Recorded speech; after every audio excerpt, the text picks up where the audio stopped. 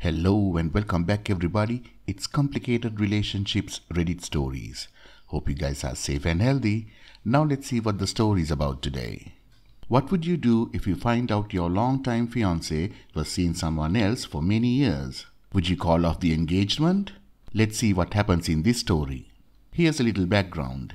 My fiancée, Heather, and I have been together since we were 24 and 20. We met each other when she started working at my place of employment and immediately hit it off. Within a few months, we moved in together and happily lived together for 3 years. My job opportunity out of state. It came during a great time because our lease was just ending, so I decided to take the offer.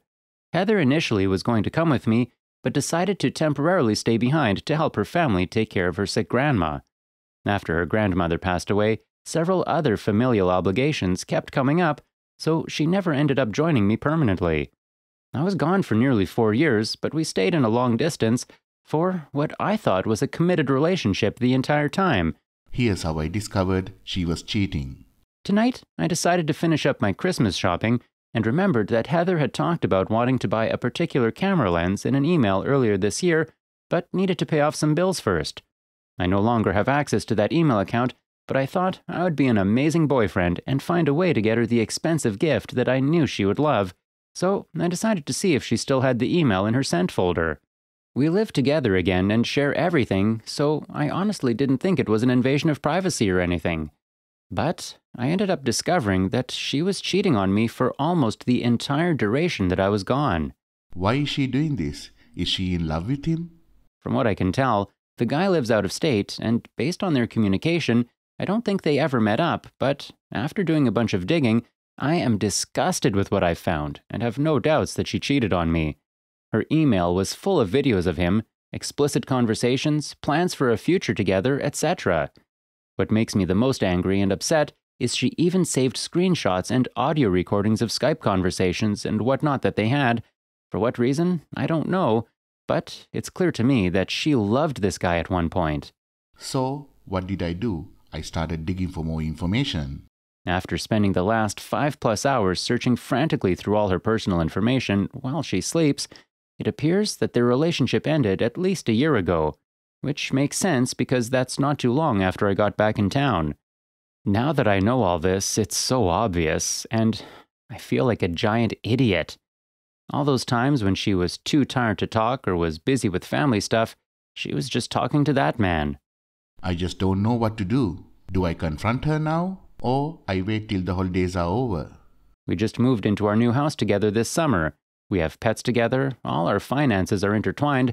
We're supposed to leave in a few days to spend a week with my family for Christmas, and then a week with hers, and our wedding is scheduled for next fall. What am I supposed to do? Is this something that counseling could even get us through? A part of me just wants to pretend I never found any of this out because it's going to completely mess up my whole life. But I know I will never be able to look at her in the same way again. Should I just fume about it in secret for the next few weeks so I don't ruin our family's Christmases and then deal with it?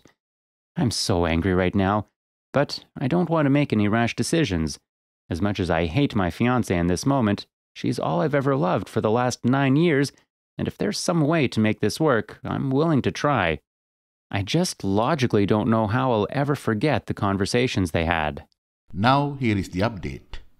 When I wrote the first post, I wasn't in the clearest state of mind and was desperately trying to keep my life from falling to pieces.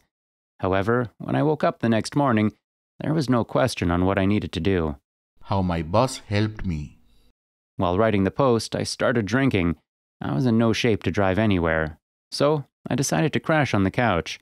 First thing in the morning, I was able to get a hold of my boss, who is an amazing guy, and asked to let me start my Christmas vacation 2 days early. All I had to tell him was that a situation arose that is going to require me to call off my wedding, and he didn't need me to explain any further. I didn't even want to look at her. When my fiancée got ready to leave for work, I pretended to be asleep on the couch. She tried to wake me up to ask me about the booze, couch, work situation, but I just pretended to be really tired and mumbled that I'd text her later. As soon as she left, I got busy. I quickly went to the store and got printer ink and a new flash drive, then stopped by our bank and moved half of our joint checking and savings into my personal account. When I got home, I made printouts of several of her damaging conversations and screenshots, and a few still images of that guy, then saved all that and a bunch in pics, videos, and audio recordings, etc. to the flash drive. I quickly started sorting out the rest of the things. I was able to get some of her credit cards, insurance, and other financial items sorted out to be closed, or in my name only. Luckily, we pay off our credit cards every month, so closing those down weren't an issue. As stupid as it sounds, one of the main things I was worried about was my pets. I wasted nearly 2 hours of my day digging through old paperwork until I found both of their adoption packets, which, even though we had adopted them together, I had luckily filled everything out just in my name. I spent the last few hours that I had before she'd be home from work and packed as many of my items as I could into my truck, left copies of the printouts on her coffee table in our living room, and then took my dog and cat and all my family's Christmas gifts and drove to my brother's house. I'm all ready to make my exit. I planned on confronting her later that night, but I wanted all my important stuff to be out of the house so I could make a quick getaway after we talked. For all the people asking why I just didn't put her out, it's complicated. The house originally belonged to her family, and we bought it together. I couldn't just put her out. If I wasn't going to be in a relationship with her, I wanted nothing to do with that house anyway. Also, she is quite wealthy, so if either of us had the means to buy the other person out of the house, it would be her. I was waiting at my brother's house for her response.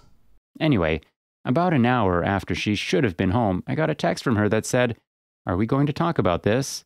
So, at that point, I drove home. I don't know what I expected her reaction to be, but it certainly wasn't what I got. I figured she would be remorseful, apologetic, something, but she was just completely cold. I could tell she had been crying, but she didn't show any emotion towards me. As soon as I sat down, she said she noticed the bank accounts and asked me what we were doing about the house. I told her to wait and asked if she had anything to say for herself and asked why she did it. She told me she was sorry, but that she didn't love me anymore, and she planned on ending things after the holidays. Apparently, she thought she'd be happy with our relationship once we started living together again, but I guess that wasn't the case. I had no idea. She started to cry a bit when she told me that she still loved the other guy, even though they supposedly have never even met. She then told me she would buy me out of the equity we have in our house if I was okay with it, and that I could have what's left in our joint accounts to get a new place. I couldn't believe how cold and businesslike she was being. I didn't know this person. I said okay and left. That's how my relationship of 9 years came to an end. I got back in my truck and bawled like a baby. The next day, my brother and I left for my parents' house, and I've been here ever since. You guys were right, my family has been great. Alcohol has helped a lot, too. I still have a lot to figure out with my house and the rest of our belongings, but that's as much of an update as I can give. I haven't heard from her since I walked out. My dog and cat are here with me, so I have that at least. Well, OP has an edit for us. As much as I hate what she's done, I do think she feels guilty about this and is not making an issue out of the pets as some sort of consolation prize. This morning I got a text from her mom and sister saying they heard what happened and expressed their sadness that I wouldn't be a part of their family and wished me the best. I'm not sure what exactly she told them, but I'm at least grateful that I wasn't painted as the villain. Despite everything that's happened, I did really like her family, so it's nice to have that one small thing. A part of me wants to text them back, telling them what a cheating girl their daughter and sister turned out to be, but it's not worth it.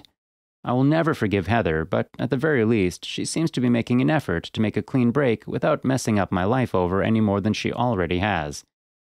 Well, OP, when her fantasy guy fails, and it will, do not take her back under any circumstances. Stay no contact, and all the best for you, man. Well, friends, before we end for the day, let's listen to a few comments by the community. Fat Bull Wayne says, I think I can say we're of the same heart. Loves his girl so much, plans his future with her. Anyway, I just want to tell you that you can definitely go through this. After this, when the smoke is cleared and you have vision of things again, you'll see that you're the one left standing in the battlefield. You're going to be awesome at whatever you do. You're going to use this opportunity to be ever more awesome than you were before. You're going to start calisthenics or some other cool things. You're going to learn some dead language or learn 5 more living ones. You're going to be an all-around badass. You'll totally put this event in the past, but will remain a lesson. You'll find love again, and you'll live a full life. You can do this, man. You need anyone to talk to, and I'm here. I don't know you, you don't know me, but we're both human, and the other is hurting, so the other should help. Take care, pair. In my language, we say, speak in angel's tongue when predicting good fortune. I hope I speak in angel's tongue for you.